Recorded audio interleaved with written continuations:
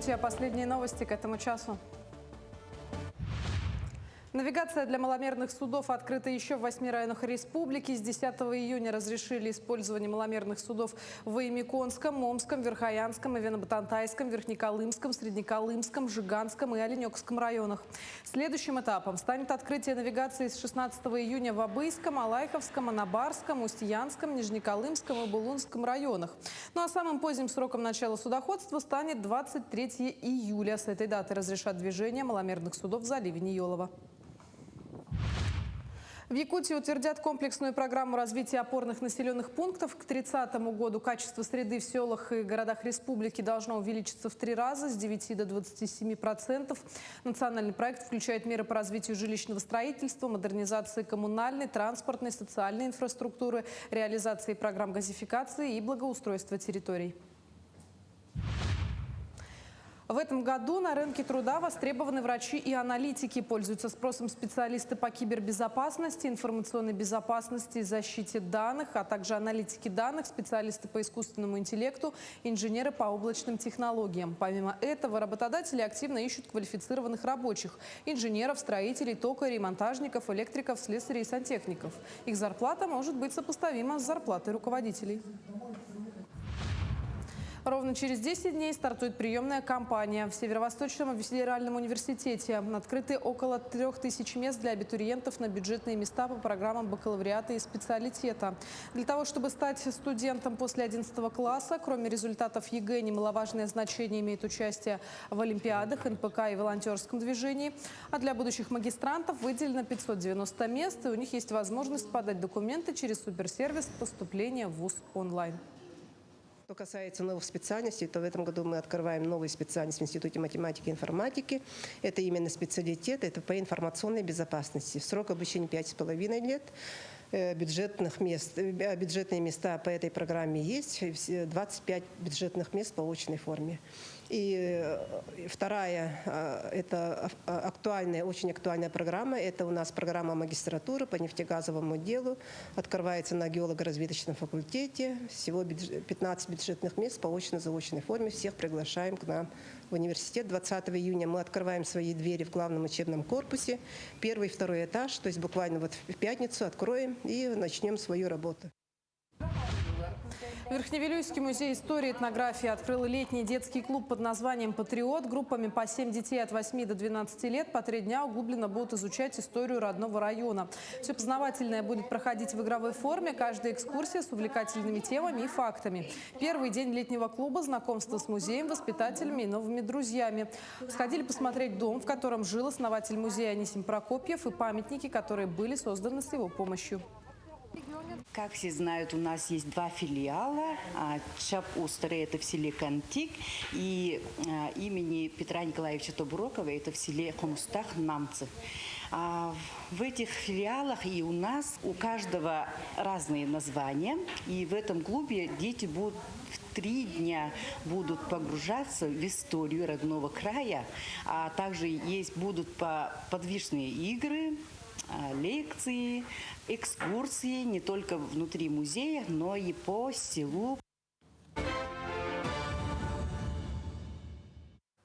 Доброе утро, уважаемые наши телезрители. Телеканал Якутия-24, программа «Утро Якутии» вновь приветствует вас. Сегодня начали вот так, с главного, что нужно делать утром, это узнавать, что же в мире произошло. Тем не менее, впереди почти что целый час нас ожидает много всего интересного, полезного, познавательного, в том числе гости хорошие, с которыми мы интересные темы обсудим, узнаем обязательно что-то новое. Все это, как я сказал, почти что в течение часа ближайшего, чуть меньше, вас ожидает. Также не забывайте подписываться на наш телеграм-канал, в котором в течение дня много всего появляется, поэтому вместе с нами можете оставаться в течение дня благодаря современным технологиям и мессенджерам в виде телеграма. Ну а прямо сейчас расскажем о том, что сегодня нас ожидает за окном.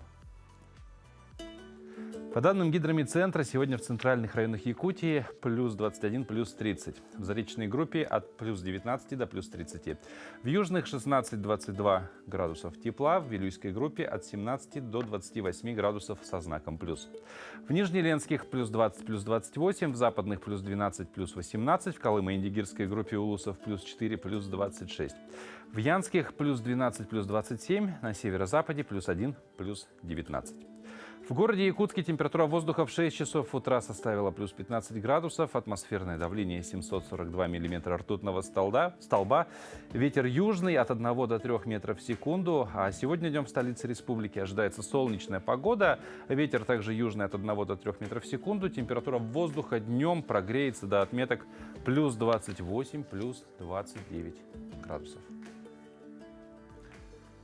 А чтобы день прошел бодро, нужно задавать вектор бодрости с самого утра. Для этого тело нужно расшевелить. И мы вновь приходим к лучшему источнику энергии – утренним упражнениям. В понедельник мы уже говорили о том, как заниматься на уличных тренажерах. И сегодня наш спортивный инструктор продолжит учить нас техникам выполнения упражнений на уличных снарядах. Следующий тренажер на воркаут-площадке – это скамья для жима от груди. Это хороший тренажер для проработки грудных мышц. На каждом тренажере мы можем выбрать вес по уровню физической подготовки. На данном тренажере у нас идет градация от 1 до 10. Внизу находится ключик, который откручивается. И тренажер мы начинаем подтягивать наш утяжелитель. Выбираем, допустим, цифру 5, зафиксировали, подкрутили ключик для укрепления веса. И наш вес не болтается.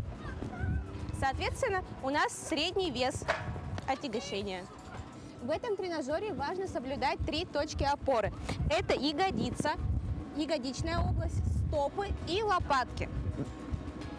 Беремся за поручни, локти четко направлены вниз, локти 90 градусов, спина слегка имеет прогиб в поясничном отделе. Делаем вдох, на выдохе мы вытягиваем руки вверх, на вдохе мы тянем руки вниз.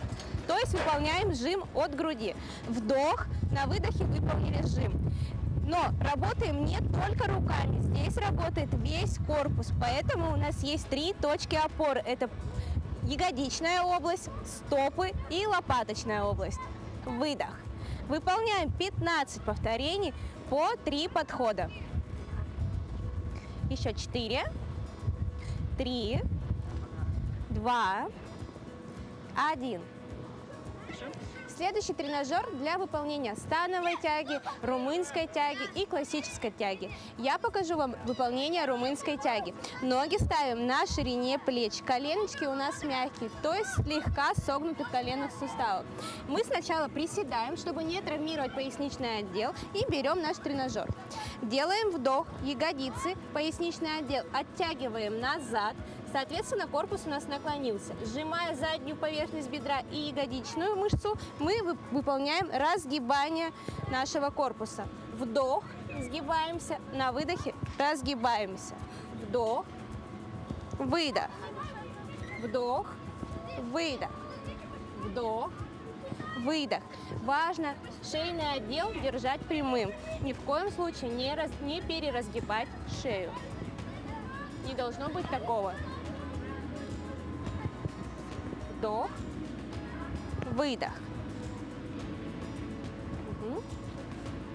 Также сели, положили наш тренажер. В упражнении рычажная тяга также есть выбор веса по уровню физической подготовки. Здесь снизу мы также откручиваем наш ключик и начинаем подтягивать вес. Очень важно подобрать правильно вес, чтобы не травмироваться. Здесь у нас идет градация от 1 до 10. Чем меньше цифра, тем тяжелее. Чем больше, тем легче. Пододвинули, зафиксировали ключик, хорошенько его затянули. Главные ошибки при выполнении данного упражнения – это колено 90 градусов, либо колено выходит за стопу. Важно, чтобы колено было на уровне большого пальца. Выдох, вдох, выдох, вдох, выдох. Также держать четко зафиксирован наш поясничный отдел. Животик подтянут. Выдох, На данном тренажере также можно выбрать вес. Также мы откручиваем наш ключик и начинаем подтягивать вес. Чем ближе к десятке, тем тяжелее. Чем меньше вес, чем меньше цифра, тем легче.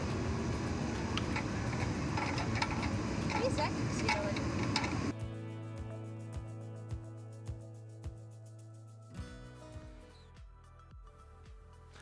Ну а между тем сегодня отмечается Международный день игр. Это, кстати, молодой праздник, который утвердила Организация Объединенных Наций. И впервые его отметили только в прошлом году, в 2024. Вообще 25 марта 2024 года во Вьетнаме на Государственной ассамблее Организации Объединенных Наций министр иностранных дел Вьетнама До Хунг Вьет отметил важную роль игр в обеспечении развития, здоровья и счастья детей. Он подчеркнул, что доступность игр и игрушек, спортивных площадок, музыки и игровых площадок должна быть у всех детей. И только от взрослых зависит осуществление такой реальности. Основываясь на этой информации, был утвержден праздник. Поэтому давайте своим детям играть, да и в принципе нам, взрослым, порой тоже не помешает немножко что-то превратить в игру, чтобы оторваться от будничной рутины. Ну а о других памятных событиях сегодняшнего дня расскажем далее.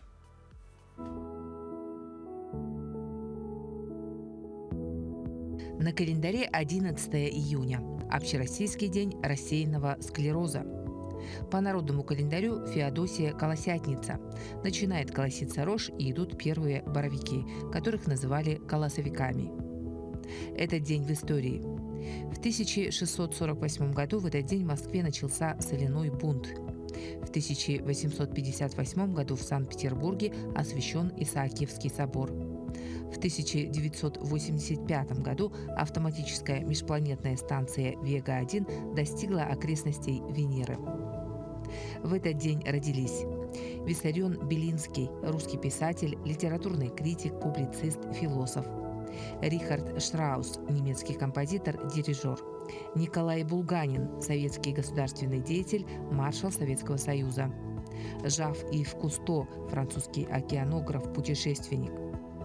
Также в этот день родились Олег Видов, советский американский киноактер, кинорежиссер, продюсер, Николай Курилов, юкагирский писатель, первый юкагирский профессиональный художник, народный художник Якутии, Денис Мацуев, российский пианист, общественный деятель, народный артист России.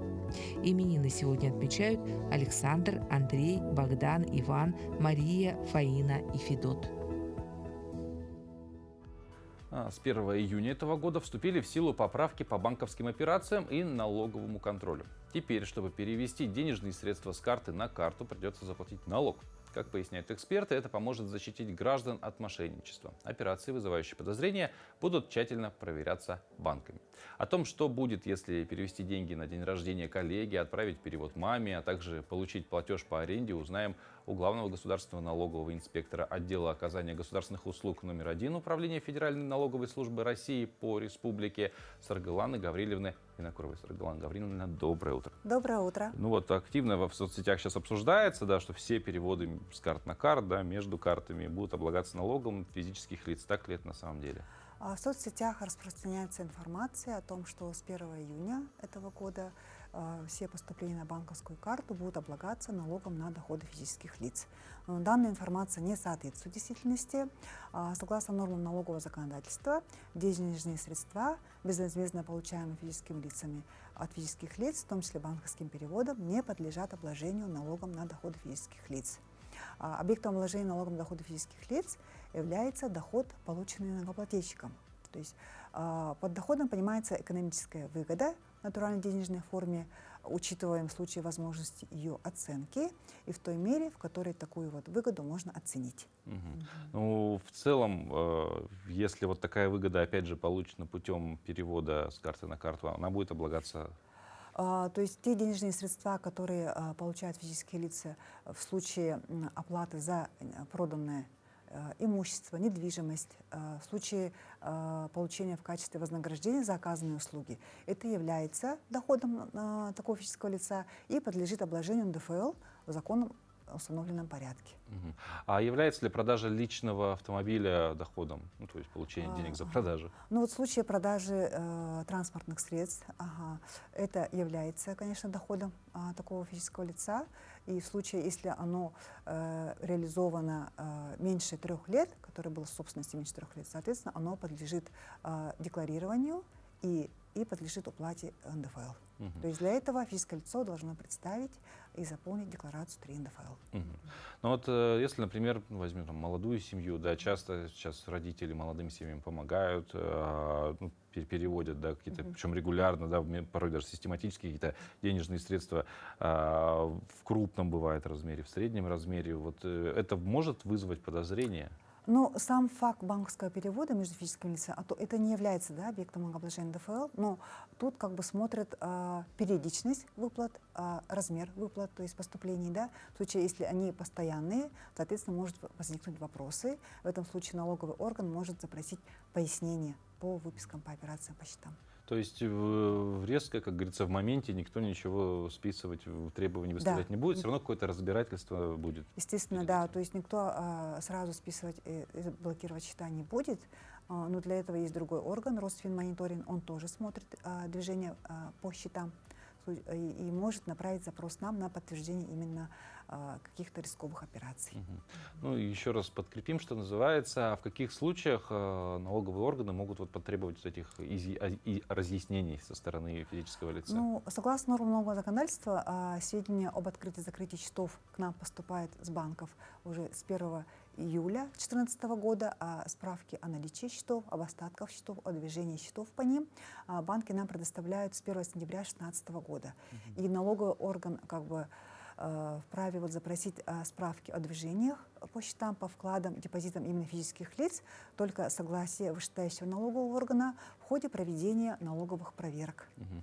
Ну а хочется вернуться к определению, то есть если с 2016 года вы сказали налоговая служба, она уже в принципе имеет Да. возможность там мониторить Мониторить, да. типы поступлений и так далее. А как отличить все-таки действительно доход ли человек получил на карту лично, потому что бывают случаи, да, когда, опять же, какая-то услуга оказана, как мы уже сказали, там продан какой-то товар, и на личную карту осуществляется перевод.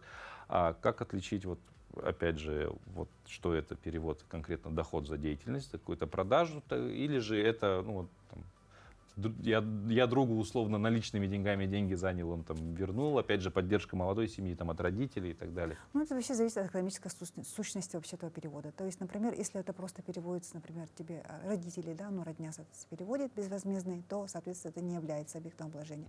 Но в случае, например, если это предприниматель, то, соответственно, тут уже могут возникнуть вопросы, да, то есть, если ему поступает вознаграждение за оказанные услуги, по договорам гражданского правового характера, например, какие-то безвозмездные одноразовые услуги, то, соответственно, оно может являться доходом и подлежит обложению НДФЛ. То есть, грубо говоря, я так понимаю, налоговый орган, он как бы 100% он не может сказать, что все, это точно, Да. он все равно будет просить разъяснения Конечно, о естественно, человеке. да. Все движения по выписке по операциям по счетам, они все проверяются в ходе камеральных и налоговых проверок. В случае, вот, например, если какие-то завышенные суммы, например, да, постоянные какие-то поступления, то, соответственно, могут возникнуть вопросы и запросят пояснения. Ага. А в случае возникновения вот вопросов по начислениям, по налогам, куда может человек обратиться? Ну, физические лица могут обратиться к нам через наш сайт www.налогов.ру, могут написать обращение, обратиться через сервис, обратиться в ФНС России. Также могут написать к нам обращение в произвольной форме через личный кабинет физического лица на нашем сайте www.налогов.ру, либо через мобильное приложение «Налоги ФЛ». Ну, кроме этого, у нас есть единый контакт-центр, телефон 8 800 7 двоек, тоже могут позвонить и уточниться. Получить консультацию. Получить консультацию. Светлана Гавриловна, спасибо большое за важную информацию, тем более, что свежая она, что важно. И я думаю, нужно ее на заметку взять в первую очередь все-таки самозанятым и предпринимателям, потому Ну, что да. к вам могут прийти за разъяснением, если вы вдруг в обход кассы, да, что называется, Ну, потому да. что если напрямую платежами, так как будто бы быть не должно. Вам удачи в вашей работе, успехов и, конечно, хорошего дня. Спасибо большое. Ну а завтра вся страна отметит свой государственный праздник. А задумывались ли вы вообще, что связывает этот день и породу собак русская псовая борзая? Дело в том, что именно эта порода признана лучшей собакой России и считается гордостью отечественного собаководства. Наши предки отшлифовали эту породу, совместили безупречный экстерьер с отличными рабочими качествами. Только русские могли вывести идеального киллера с внешностью балерины. Борзая – это наша история, культура, менталитет. Тему продолжит Катерина Винокурова. Прохожие бросают завороженные взгляды.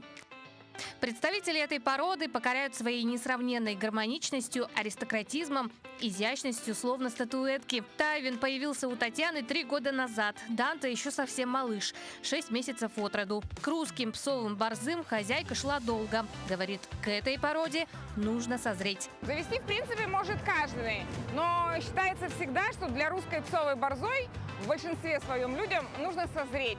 Они другие по менталитету, по своему содержанию. Они свободолюбивые. Это не та собака, которая будет беспрекословно выполнять команды. Они сами решают то, что они хотят. Кого им любить, кого не любить. Многие думают, что они холодные, необщительные и вот такие вот отчужденные. На самом деле это заблуждение. Они так себя ведут только с посторонними людьми.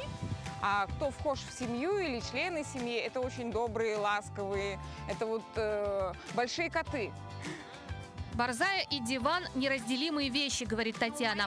К тому же собак этой породы нельзя ограничивать в передвижениях. Преследовать и ловить у них в крови. Большую часть времени собака в доме, если она выгуленная, ну, если, конечно, это не щенок, они спят спокойненько так на диване. Желательно, чтобы было прохладненько им, потому что в квартирах им жарко. Они взрывные по характеру, у них все нагрузки, они не будут бегать километрами, как, например, какие-нибудь гончие, спаниели и так далее. Это собака, которая моментально при виде зверя, или также в городских условиях нужно всегда быть начеку, потому что собачки, кошечки, которые бегут свободно, для них тоже представляет все, что движется, у них природный инстинкт, который нужно преследовать. А потом разберемся. Псовая борзая не станет радостно крутиться вокруг чужого человека, предлагая свое общение. Скорее, снисходительно позволит восхищаться собой, принимая похвалу и деликатное поглаживание. Недаром русскую псовую борзую называют царской породой. И как люди высшего общества, они сдержаны в проявлении эмоций, особенно с посторонними. Если вы хотите, чтобы вам безропотно смотрели в глаза и выполняли любую вашу прихоть, эта собака не для вас.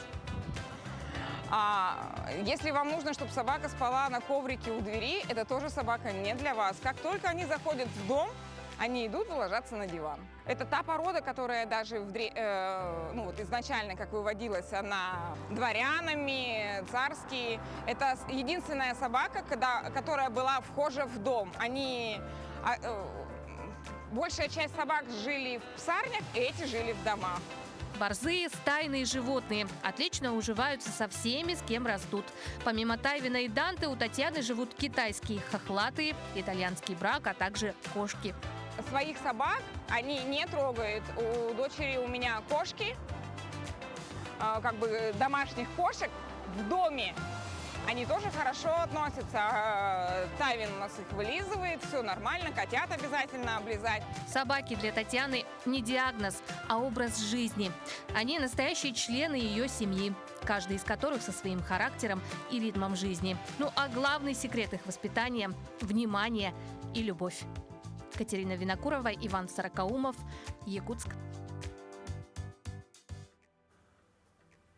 Ну, вообще наличие почти что любой породы собак у вас дома предполагает, что вы часто проводите время на свежем воздухе, прогуливаясь с ней, ну а лето благоволит вообще чаще гулять.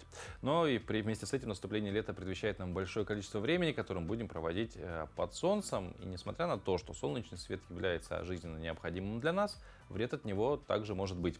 Самое распространенное – это, конечно же, солнечные ожоги. И вот как уберечься от них, расскажем в рубрике «Мой доктор».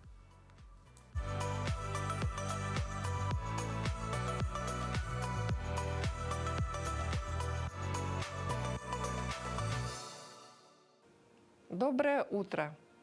Многие ошибочно считают, что если не обгореть, то солнце безопасно. Однако ультрафиолетовые лучи могут повреждать кожу даже без видимых ожогов, увеличивая риск развития рака кожи в будущем. Именно поэтому важно заранее позаботиться о защите. Перед выходом на солнце обязательно нанесите солнцезащитный крем с SPF не ниже 30. Его нужно наносить за 20-30 минут до выхода и повторять каждые 2-3 часа, особенно при потоотделении или купании.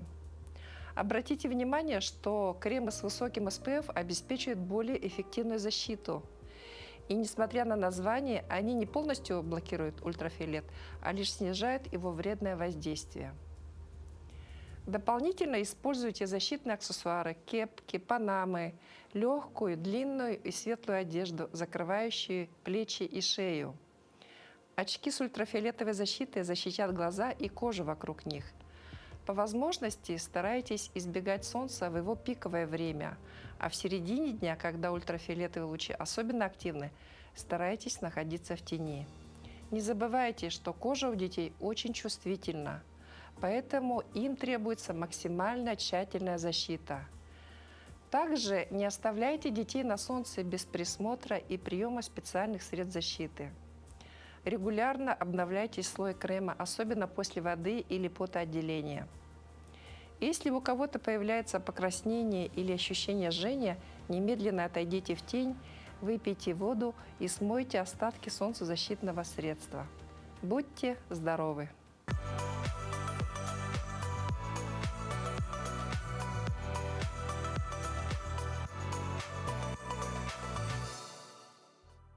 Вообще больше всего беречь себя в плане солнечных ожогов, в том числе нужно и садоводам, потому что, работая на своем участке, можно не заметить, как вдруг резко обгорели. Ну а если вы уже приступили к дачному сезону и являетесь заядлым садоводом, то у нас для вас есть парочка полезных решений для развития вашего огорода. Сегодня речь пойдет о смородине, а точнее о том, как развивать и приумножать объемы своих высадок смородиновых кустов. О тонкостях черенкования далее. Сегодня я хочу показать результаты моей осенней работы. Какова же была моя осенняя работа? Ну, осенней работы было много. В частности, теперь я показываю результаты осеннего черенкования черной смородины, сортов черной смородины. Тут я черенковал 3 растения на взрослых своих растениях. Что такое черенок? Черенок – это кусок стебля смородины с 2-3 почками. Ну, маленькая деревяшка, скажем так. Вот ее, если правильно высадить, получается вот такой вот результат.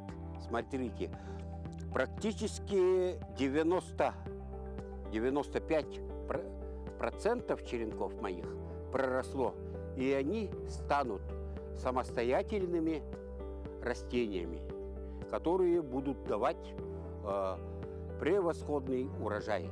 Какие же сорта у меня? Сорт ядреная, это сибирской селекции.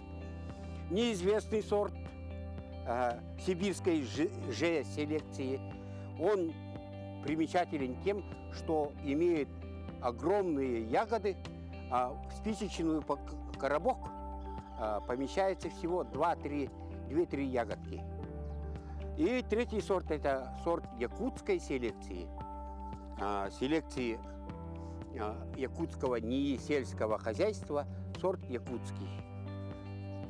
Якутский – это гибрид черной смородины малоцветковой, нашей черной дикорастущей смородины, и гибрид охты. Опять же, он называется научно смородина дикуша. И получился прекрасный высокоурожайный сорт. Что я делаю далее? Листья, уже 2-3 листа появляются, да? Это означает, что корешки появились под землей. Корешки, растение укореняется. Пройдет еще где-то дней 10, листья увеличатся, корневая масса тоже будет уже большая. Я буду осторожно вытаскивать черенок и высаживать ее, скажем так, на свое производственное поле сразу. И к осени это будут уже полноценные саженцы где-то размером от 15 до 30 сантиметров. Наверное, у зрителей еще возник вопрос, когда же они будут плодоносить, да? Вот этот гибрид черной смородины и охты, он будет уже, первые ягоды пойдут в следующем году. Ну, высокого урожая, конечно, не ожидайте. Это будет стаканчик, 2-3 ягод. А через год уже будет нормальный полноценный урожай. А эти сорта смородины, ну, через 2 года будем ждать от них высоких урожаев. Тем временем в Якутии начался сбор дикого зеленого лука. Именно в начале июня он созревает и растет почти повсеместно. Но, как говорят бывалые сборщики, лучше всего выезжать на острова, где запасы на зиму можно собрать всего за пару часов. Наша съемочная группа искала лук в окрестностях Якутска и узнала, чем же так полезен дикий лук и стоит ли запасаться и хранить его до зимы. Вот посмотрите, рвем его у основания. Он очень легко отрывается. И вот так вот. Собираю его. Смотрите, какая она у меня удобная. Вот так эту сторону открываю и сюда ложу свой лук. Травница и нутрициолог Ирина Гаврилева знает толк в пользе растений. По ее словам, не зря каждый год люди выходят на охоту за этим кладезем витаминов. Это растение, первое наше зеленое растение, которое собирает население после наших дней, так, зимних дней. Да? Здесь содержится очень много витаминов. В луке есть К1 и К2 также. Наверняка мы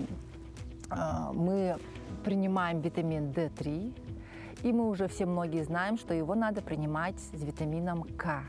Смотрите, чтобы витамин D, а это наше солнце, чтобы он хорошо усвоился, чтобы он хорошо, чтобы наш организм, его запасы были хорошими, нам нужен витамин К2. При этом только запасать его на зиму и солить лук нерационально. Именно сейчас вместе с солнечным светом он максимально полезен.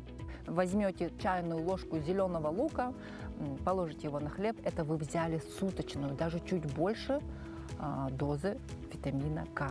И идете гулять по делам, да, у нас день рабочий начинается. И вот эта синергия в течение дня, она накапливается. Для чего нам нужен витамин К и витамин D3? Да? Это кальций в костях, это работа сердечно-сосудистой системы, это работа иммунной системы и всего организма. Помимо всего прочего, в зеленом луке содержится в большом количестве витамин С. И раньше наши предки в отсутствие фруктов восполняли его, употребляя именно лук. Знатоки советуют собирать его до цветения, так как после лук становится жестким и невкусным. Сейчас же самая пора, поэтому желающим полакомиться лучше поспешить. Но если не повезет с урожаем, то в любом случае выход на природу будет только на пользу. Ведь вокруг такая красота, яркое солнце, цветущие луга нашего короткого северного лета сами по себе несут оздоровительный эффект. Так что успеваем насладиться. Туяра Филиппова, Иван Сорокоумов, Якутск. Ну, сбор лука – это традиционная активность в нашем регионе. И сейчас поговорим вообще о сохранении традиций. Оно невозможно без сохранения языка. И именно в стремлении сохранять каждую неделю в нашей программе можно выучить или попрактиковать свое знание якутского языка. Сегодняшний день не исключение, поэтому очередной урок специально для вас. Эгарде – это якутское приветствие, говорят в особых случаях. Переводится как «поздравление».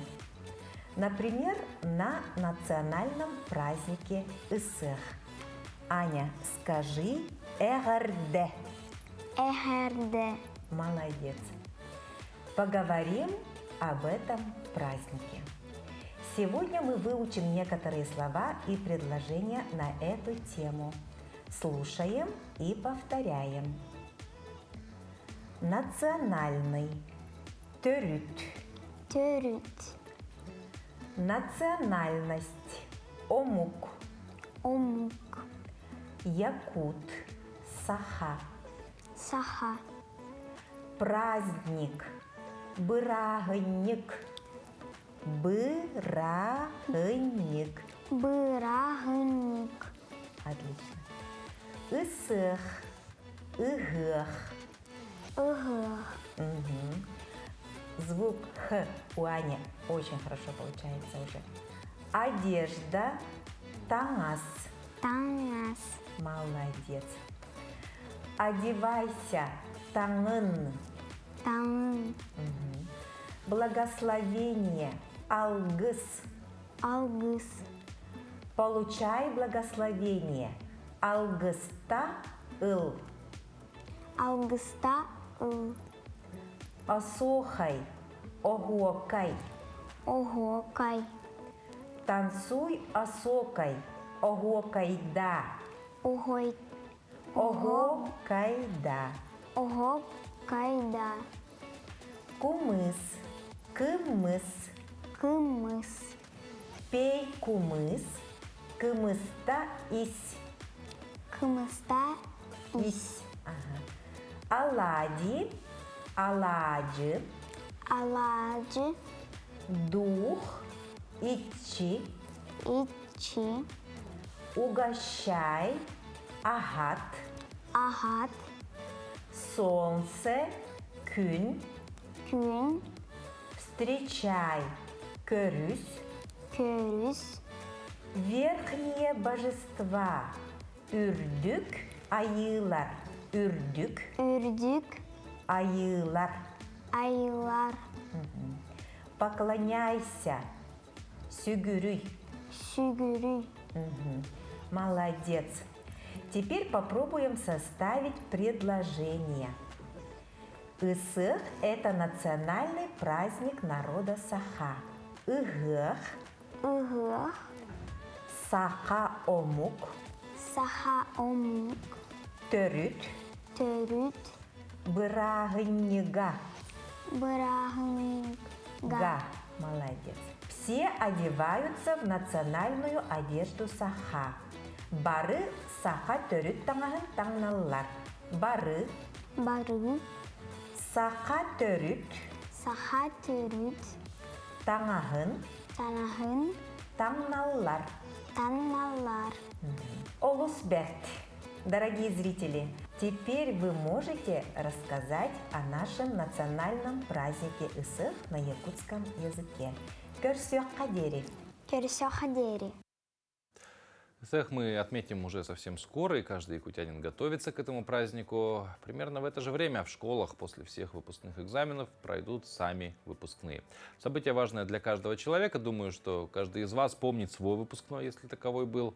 И в этот день хочется выглядеть неотразимо, и совет профессионального стилиста, конечно же, в этом вопросе лишними точно не будут. Доброе утро, друзья! Меня зовут Дарья Габышева, и я персональный стилист. Это наша с вами любимая рубрика «Рекомендации от стилиста». По вашим рекомендациям и запросам мы решили сделать следующий выпуск о нарядах на выпускной. Как для мам, так и для девушек. Почему? Потому что именно этот, вроде бы казалось, очень простой и в то же время сложный праздник, на который хочется выглядеть и красиво, при этом соблюдать и погодные условия, при этом прекрасно сочетаться со своим ребенком в кадре. В общем, как будто бы очень много запросов. И так, чтобы эти вещи можно было носить потом, после праздника.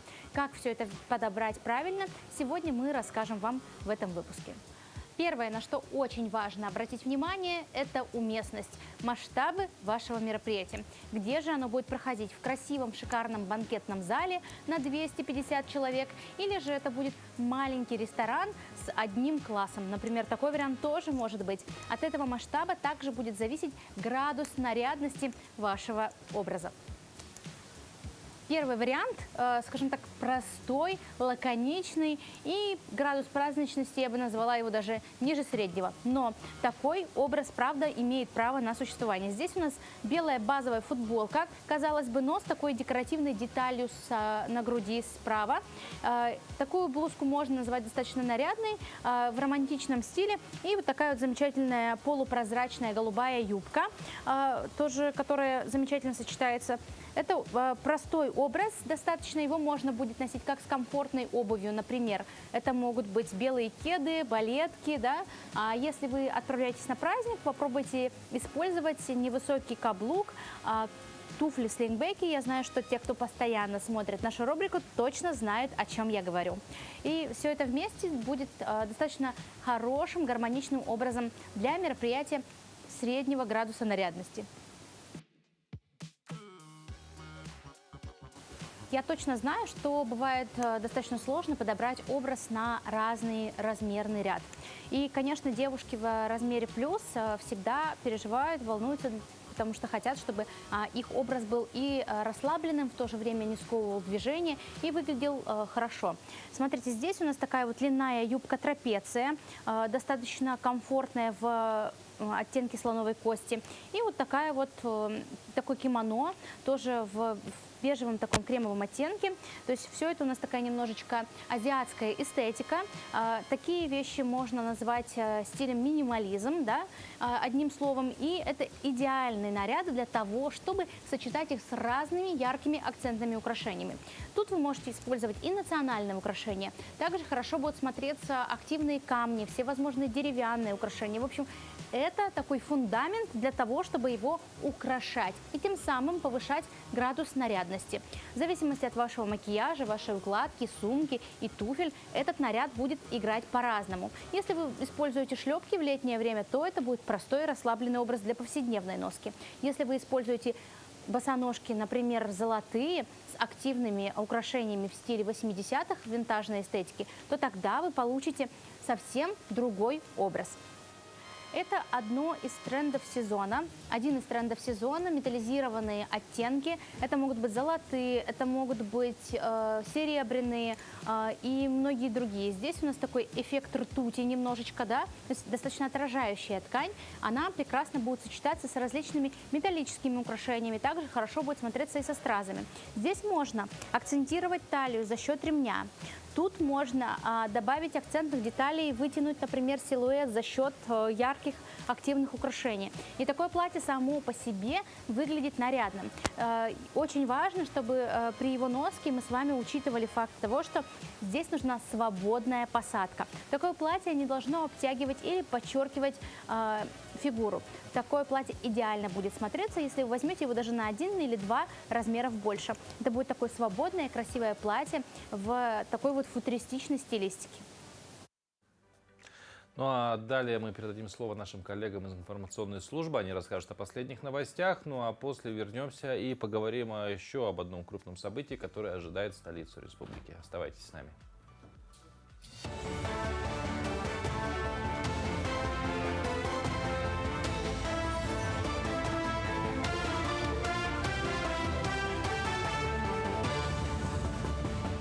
Мы продолжаем освещать самые заметные события. Доброе утро.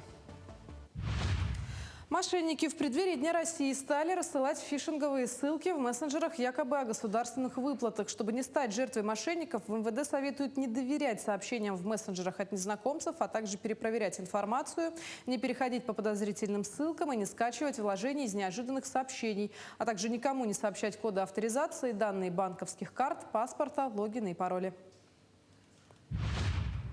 Якутское отделение соцфонда страны с начала этого года выдало жителям республики более 249 тысяч технических средств реабилитации с использованием электронного сертификата. Получить свидетельство можно при наличии банковской карты платежной системы «Мир» любого банка. Именно к карте будет привязан сертификат. При необходимости в нескольких средствах реабилитации электронные сертификаты будут оформлены на каждой из них. При этом все документы можно привязать к одной банковской карте. Время оформления такого свидетельства составляет до 10 дней, а его срок действия ограничивается 1 годом. Время оформления такого сертификата составляет до 10 дней, а срок его действия – 1 год. Рекомендуем использовать электронные сертификаты на средства реабилитации вовремя, не дожидаясь истечения срока его действия. Если номинал сертификата оказался больше стоимости приобретенного изделия, разницу нельзя получить на карту и обналичить. Если номинал электронного сертификата меньше, доплатить возможно из личных средств. Приобрести средства реабилитации с использованием электронного сертификата можно у любого продавца, принимающего такой вид оплаты. С Специализированный вагон, предназначенный для маломобильных пассажиров, отправится по маршруту Нижнебестяк-Благовещенск 15 июня. Этот купейный вагон оборудован всем необходимым для комфортного и безопасного проезда людей с ограниченными возможностями. Для обеспечения комфортной посадки и высадки пассажиров в креслах-колясках вагон оснащен вспомогательным посадочным устройством. Ширина дверных проемов, проходов и коридоров позволяет свободно передвигаться в кресле-коляске, что делает поездку более доступной. Ну а стоимость проезда по такому маршруту для маломобильного пассажира и его сопровождающего составит 4112 рублей для каждого. Пляжный сезон официально открыли в Якутске. Любимое летнее место отдыха распахнуло свои двери для горожан. Здесь каждый найдет себе развлечения по душе. Обновленная в прошлом году набережная теперь располагает велосипедными дорожками, площадками для игры в пляжный волейбол и саббордами. Немаловажно, что вода и песок прошли лабораторные исследования и соответствуют санитарным нормам. Для большей безопасности на берегу установлены вышки. Дежурить спасатели будут в разрешенные для плавания часы с 9 утра до 9 вечера ежедневно. В рамках благоустройства у нас установлены на территории общественный туалет, комната матери и ребенка для удобства наших родителей и киоски по продаже прохладительных напитков и небольшого общепита. Также у нас в течение сезона будут устроены прокатные, где можно будет взять пляжный инвентарь в аренду и другое развлекательное какое-то оборудование. Туристический маршрут «Золотое кольцо» получил статус национального. Маршрут предлагает туристам посетить Москву, Сергиев Посад, Переславль-Залесский, Ростов-Великий, Ярославль, Кострому, Иваново, Суздаль и Владимир. Он объединяет ключевые достопримечательности, включает объекты всемирного наследия ЮНЕСКО и уникальные природные территории. Близость к Москве делает «Золотое кольцо» подходящим маршрутом для коротких путешествий. Туристы могут посетить ключевые точки за 3-7 дней. К этому часу пока все. Эфир телеканала продолжит программа «Утро Якутии». Оставайтесь с нами. Ну а в эти выходные на Комсомольской площади города Якутска пройдет традиционный всероссийский татарский национальный праздник, юбилейный 25-й федеральный Сабантуй. Сабантуй традиционно объединяет людей разных национальностей в духе дружбы и взаимопонимания, и организаторы уверены, что этот праздник станет ярким событием для всей республики. О том, что же ожидает якутян уже в эти выходные, расскажет наш гость, председатель Татарского культурного центра в Республике Саха-Якутия Туганьяк Игорь Накипович Халилов. Игорь Накипович, доброе утро. Доброе утро. Ну, давайте в целом вообще расскажем про Сабантуй, о его истории, как он появился и что вообще символизирует для народов нашей страны. Доброе утро, жители города Якутска. Доброе утро, все наши земляки. Я хочу рассказать именно о празднике Сабантуй. Он очень древний праздник народа Татарстана. Дословно Сабантуй. Сабан – это плуг, туй – это праздник. Это окончание посевных работ весенних. Люди отсеялись и потом могут позволить себе порадоваться. И когда они проводят этот праздник Сабантуй, они молят Всевышнего о благах, чтобы был хороший урожай. И поэтому он проводится ежегодно, издревле этот праздник. Да, то есть немножко, получается, предвещает какое-то начало нового этапа жизненного цикла, скажем так. То есть, мы завершаем посевные работы. В этом году 25-й юбилейный федеральный Сабантуй в Якутске проходит. Чем вообще праздник особенным станет? Почему выбрали именно Якутск местом проведения? Да, для нашего общественного культурного центра это огромная честь. Почему? Потому что 25-й юбилейный Сабантуй в 80-летие Победы – это огромная честь. И на проведение именно федерального 25-го юбилейного Сабантуя претендовали 64 города Российской Федерации. И была проведена очень огромная работа нашим культурным центром. И вот это, так сказать, результат нашего большого труда. И для нас огромная честь, что он пройдет именно на земле Аланхо. Что мы ожидаем от федерального Сабантуя? Сюда съедутся более 1000 человек гостей с Татарстана. Вот сейчас уже приезжают первые гости, будет 3 чартера. Естественно, примут участие в этом Сабантуе не только гости из Татарстана, но и все председатели региональных, национальных, общественных татарских культур Российской Федерации. Ожидаются гости из близлежащих зарубежных стран, ну, то есть бывших республик Советского Союза. Также будут показаны очень большие мероприятия художественной самодеятельности, спортивные игры. Вот уже со вчерашнего дня прибыл Буинский театр. Они сейчас демонстрируют свои постановки, они будут проходить в Саха-театре у нас. Привезли татарские фильмы, которые будут демонстрироваться, в частности, в кинотеатре «Лена». Поэтому приходите, посмотрите, будут на татарском языке, ну, с переводами на русский язык. Еще я хочу сказать, что предшествовало вот этому нашему 25-му федеральному сабантую, который пройдет у нас. Это демонстрация взаимоотношений наших двух республик. Что этому послужило в преддверии? В 22 году мы в первый раз, наша общественная организация, провели отчет Всемирного конгресса татар по Дальнему Востоку. И он впервые прошел в городе Якутске. Сюда также съехались наши дальневосточные представители татарских организаций и увидели, насколько мы гостеприимные. Потом в 21 году было столетие Республики Татарстан. И вот чтобы поприветствовать республику, наше руководство, наш Илдархан, сделали такое огромное мероприятие, как Дни Якутии в Татарстане. И там уже воочию познакомились с культурой татарского народа. Ну а так как татары очень благодарный народ, и уже в 22 году мы провели, так сказать, алаверды сделали, провели Дни Якутии в Татарстане. И вот уже тогда наш раис Миниханов Рустам Нургалевич воочию сам убедился и увидел, как народ Саха может праздновать свой национальный праздник Исаах. И он, если откровенно говоря, был поражен вот этой массовостью, вот этой аутентичностью, то, что народ идет по зову сердца. Все в национальных костюмах, говорят на национальном своем языке, съезжаются со всех районов. Когда я ему довел, что люди приезжают за 1200 километров, чтобы отпраздновать этот, свой национальный праздник, он, конечно, удивился. И вот, когда на второй срок баллотировался наш Илдархан Айсен Сергеевич, было внесено предложение, чтобы 25-й федеральный сабантуй провести у нас в городе Якутске, на земле Ланхо. Почему? Потому что это история. Все-таки юбилейный, 25-й, в 25-м году, в честь 80-летия Победы. Он поддержал наше предложение, и вот сейчас мы имеем такую честь и возможность, как говорится, показать уже культуру татарского народа в республике Саха-Якутия. Идея стала явью, да? В принципе, да. Очень классно, когда вот какая-то идея появляется, она вот доходит до своей реализации.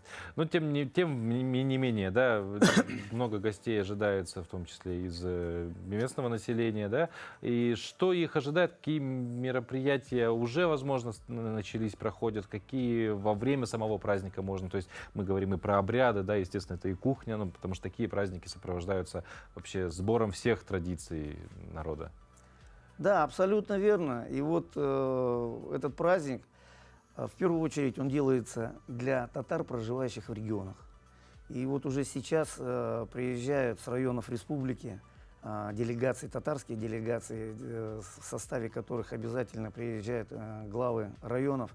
Вчера уже прибыла Мирнинская делегация, на днях приезжает Алекнинская делегация, будут у нас нерингринцы.